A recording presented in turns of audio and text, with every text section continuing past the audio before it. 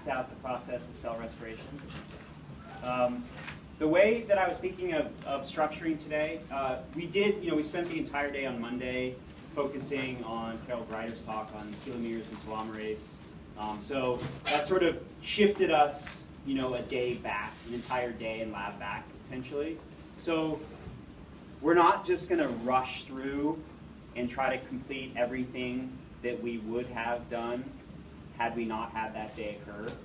Instead, we'll kind of refocus a little bit and try to pull out of the two main areas remaining, which is cell respiration and photosynthesis, the big ideas that you guys should come away from this class having. And so today, what I was thinking of doing was spending the first maybe 30 or 40 minutes, probably about 40 minutes or so, walking through the process of cell respiration, and I'll talk about it with you guys and ask you questions about it since you've already done quite a bit of research on your own. And then once we've sort of completed a brief 45-minute tour of cell respiration, then we'll go outside and we'll act out cell respiration out on the lawn. And then you guys will have the opportunity to shine in all of your very important roles.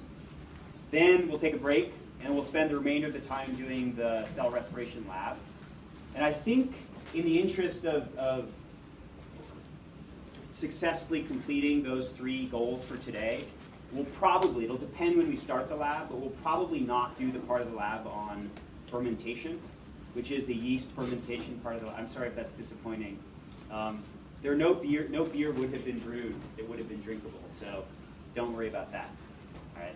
So that's sort of the goal for today, is to discuss cell respiration, act out cell respiration, and then do a lab exploring some factors of cell respiration. Okay? Sound good? So,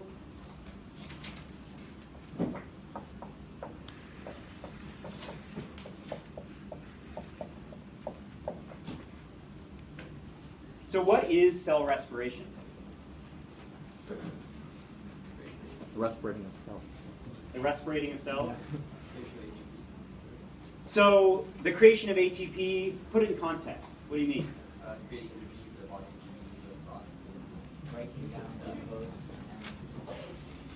So, can you guys hear, or is that fan like,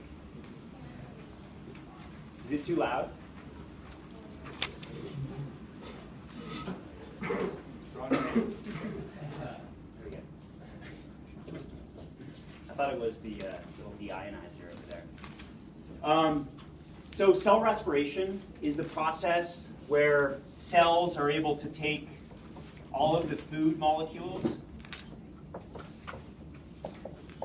that you eat, and that includes fats and carbohydrates and proteins and nucleic acids, and it's the conversion of the energy that's held in those food molecules into a common energy currency that all of the reactions of the cell can run on. All right? So in cell respiration, all of the food molecules, the energy in them is converted to a common energy currency. And of course, the common energy currency is ATP. So our goal in talking about cell respiration, getting from food molecules to ATP, is going to focus on one particular food molecule, because as college students, you get most of your calories from sugar. And so we're going to focus on a particular molecule, glucose, though we probably should focus more on fructose, since most of your calories come from high fructose corn syrup. But in any case, we'll start off with glucose.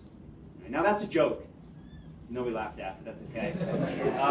Thank you, that's better. What we're really going to talk about is the process going from glucose to ATP, because whatever other food molecules you eat will plug into this process at various points along the way. So we talk about glucose to ATP, not because all food energy is glucose, simply because it illustrates the whole process that occurs in the cytoplasm and the mitochondria, taking us from food to ATP. So the formula for ATP is worthwhile remembering because the formula for ATP is also the formula for, sorry, let me back up. The formula for cell respiration is worth memorizing and learning because the formula for cell respiration is the same thing as the formula for photosynthesis, just going in the other direction. So when you think about cell respiration, the balanced equation for it goes from glucose, which has 6 carbons, 12 hydrogens, and 6 oxygens.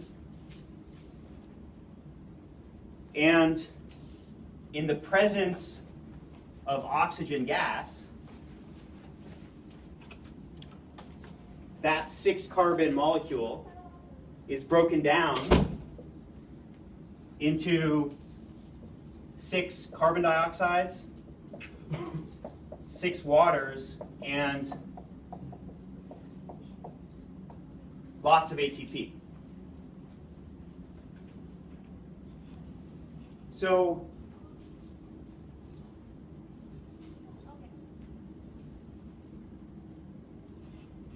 I'll give you a moment just to write it down. That is a 6. This is a 6. This is a 6. And this is a 6. And you could put in the front of this a 1 if you wanted to. So remember the way we look at these formulas is the number at the front tells you how many molecules of whatever comes after it. The 2 tells you how many atoms of the previous element are in that molecule. So oxygen gas has 2 oxygens in it, and the balanced equation requires 6 oxygen molecules to proceed.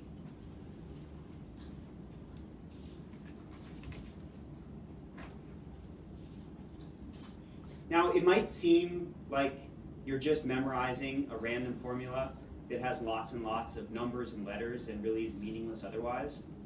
But I think if you really consider what goes on when you eat and live and breathe, you can see that most of the parts of this equation you already know. So you eat food, right? This is the food that you eat.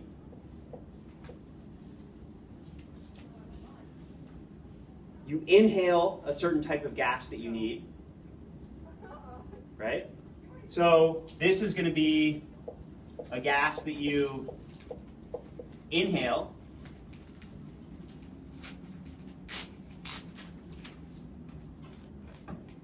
When you breathe out gas that's concentrated in something that what you took in wasn't, right? And what's that? CO2. So this is going to be gas that you exhale. All right. And in the process, and this is not a totally fair thing to consider, but we'll do it anyways. If you think about taking like a pane of glass and breathing on it, you get condensation. All right.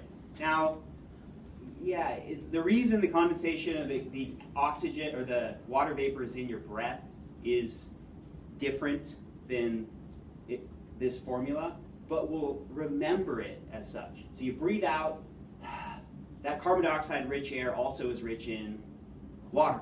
So this, you also exhale.